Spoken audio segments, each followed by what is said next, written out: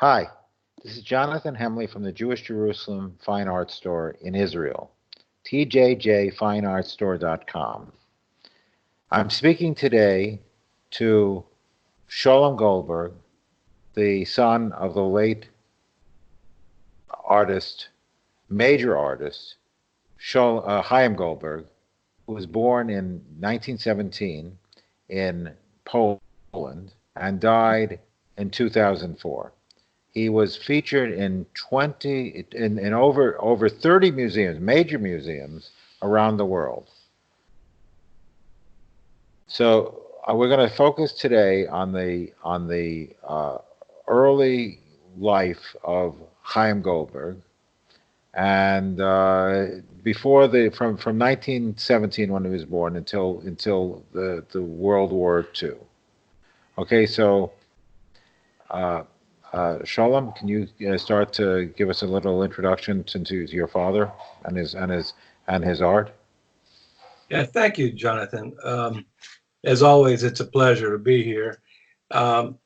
My father was born in a very picturesque little village in southeastern Poland, and I've spent many days and over many years, and at least 19 hours of recorded video conferencing or interviews with him.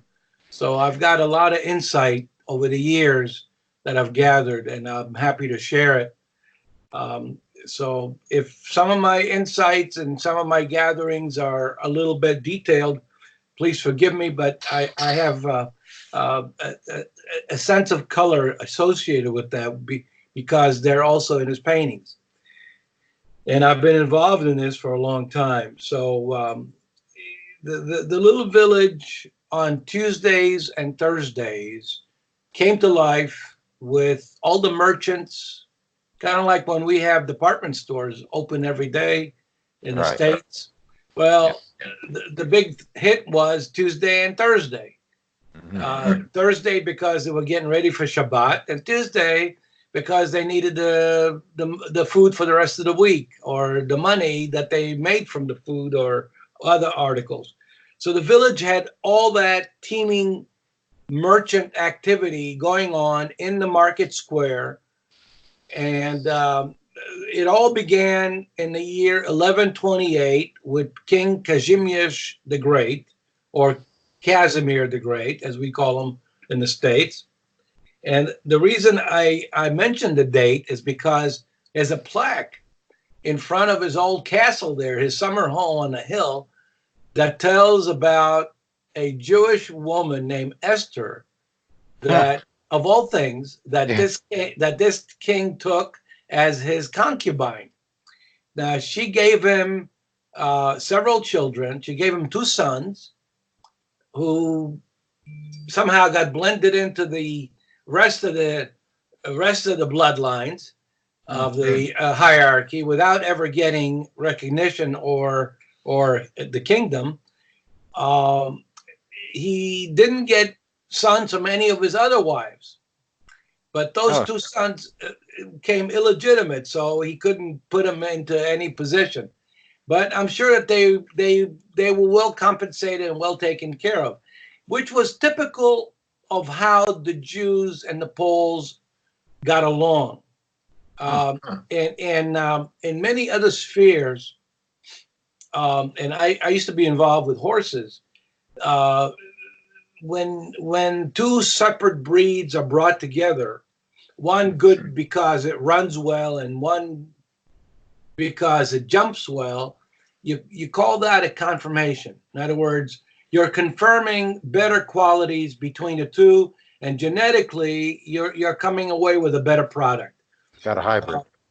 Yeah, kind of a hybrid, right? But we're human beings, and we have the same genetic code, except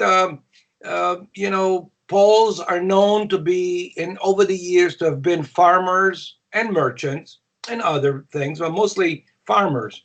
And Jews were known to be merchants and goldsmiths and other things. So it complemented each other, and they blended well. And my father was born into a village, into the key village. I can say that. That's true. Um, King Casimir the Great made his official seat in Krakow, and he's known for converting Poland from a wood-based structure to a masonry-based structure and buildings with multiple stories. He was very forward-thinking, and he tried to emulate Paris in many ways. So the So Parisian, he was a much more cosmopolitan yes, person. yes, he was. Unfortunately, he didn't have a son, a legitimate son as an heir, and that's where a lot of the issues began. But he was very cosmopolitan, and this gravitas towards the West, the culture of Paris, also enabled Poland to move towards a more intellectual sphere, and the Jews through the Enlightenment, and the culture and the arts flourished there, and that's why there is a 1,000-year history with Poland, and the Museum Polin in Warsaw actually does a very good job, documenting that 1,000-year history. Okay. So it's true. And the little village that he grew up in, because it was so picturesque, it sat on one side. It still does. On one side, it's bordered by the river Vistula, or Wisla, as it's Right. pronounced in Yiddish, and on Right. the other side by a series of hills. Right. And so it had a gradient and through there ran a creek. Well, Right. what's interesting is my grandfather built himself a 2-room house on the edge of the creek on a street called Blotna. And Blotna means a muddy street. Ah, That's exactly what it means. yeah. It was the least desirable place in town Ah, to settle, and it was the cheapest land. yeah. And why was it muddy? Because the creek overran its borders many, many times in the spring, and it caused for floods. So Yeah. today it actually is encased in concrete, so it can't overflow. So But your grandfather was a shoemaker, right? yes, yes, he was. It was actually his claim to fame was a bootmaker more than a Oh. shoemaker. He was, yeah. His training came from 17 years of servitude in the Red Army. Oh. The Kazakhs nailed him and 3 other friends of his when they were returning from shul one day, um, from studies. It wasn't a Shabbat; it was a regular day, and they kidnapped him. They kidnapped all 4 kids, Wow. and that's how many Jews ended up in the Red Army, Oh, oh gosh. through the Kazakhs. And the Kazakhs took him into their barracks, and they trained him with a shoemaker who was old and decrepit, and they wanted a new shoemaker, Ah, so a bootmaker rather. wow. So he learned to become a bootmaker in the service while in the Red Army. Wow. What's interesting about him is that also my father painted him many paintings and watercolors. What's interesting is that he was so sold out. His boots were so well made. He never Ah, used cardboard. oh, He only used the best leather and wood, so it's high and quality. very high quality. And the Poles recognized that, and there were 2 guys who were friends, and my father remembered them, and he also painted them, who used to rave about my grandfather and how long their boots lasted. Their So boots, the quality runs through the family, right? well, you can say that. The boots lasted long enough for them to give it to the next generation so they could run in the cow pastures. Wow. Yeah. So my grandfather rarely saw the boots come back for repair, only the heels. And Uh, he was very pious. Extremely pious. He went to mikvah every day. Yes, and he welcomed guests into his two-room house. He built a house with a very tall, slanted roof, and he filled the loft with hay, thinking, well, if he grows the family too big, he could use that as a second floor. And oh, wait a minute, I thought I shut it off. Oh no, No, I thought I did shut it off. didn't. Quit. I'm going to stop the recording for a moment.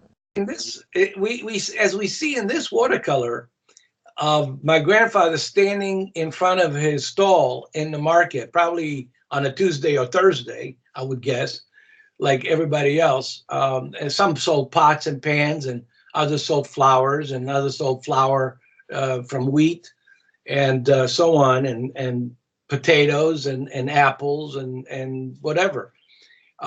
We see my grandfather standing with a few pairs hanging. Well, those boots were sold and orders were taken. He took enough orders to fill his next 2 months. So he would only go to the market every 2 months. Mm. Wow.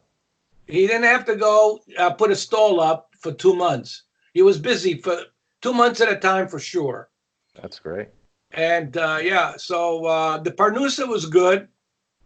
And this watercolor is specifically really nice. I like it. It's made in that stained glass window effect and look, and it's an homage to his own father. There's another piece that you can see now is the Polish farmer standing by the window and visiting with my grandfather and telling him how great the boots are.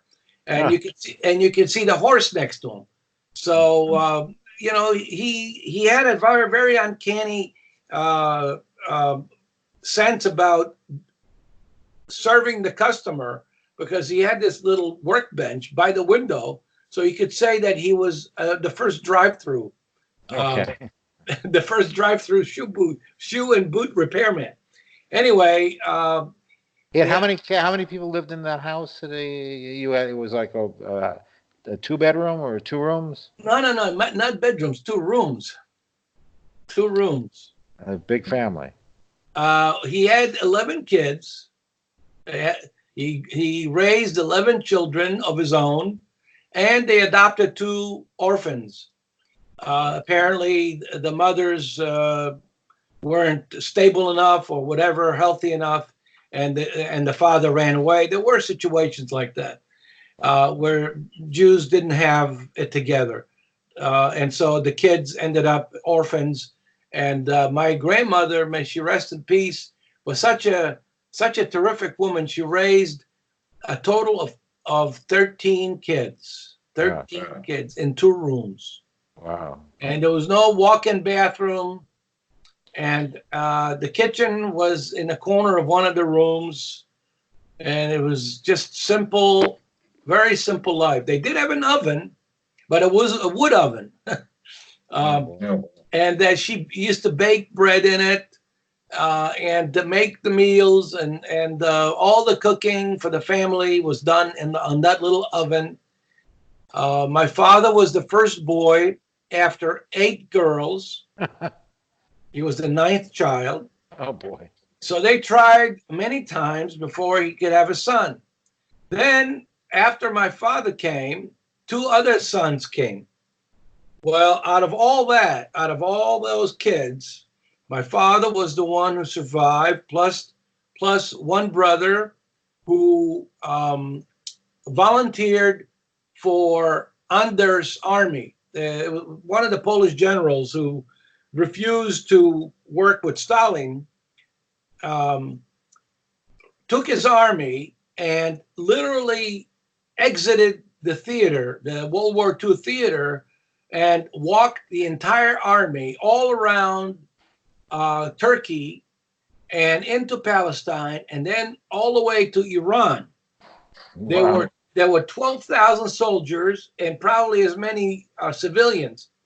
So my uncle Abram attached himself to that army. There was an announcement in the towns that whoever wants to volunteer can come volunteer and be a member of the Anders army.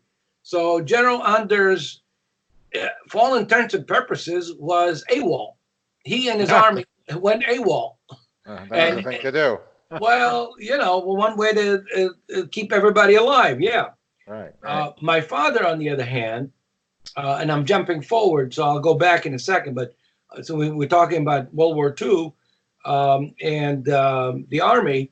My father, on the other hand, was in the Second Army.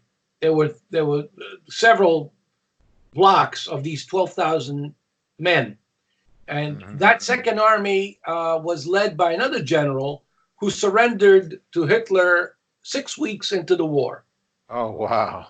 So my father was taken prisoner of war, out of which he later escaped. But let me go back to the village.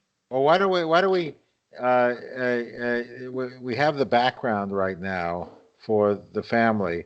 I think we should in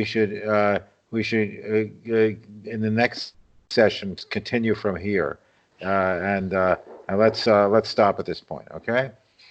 If you wish.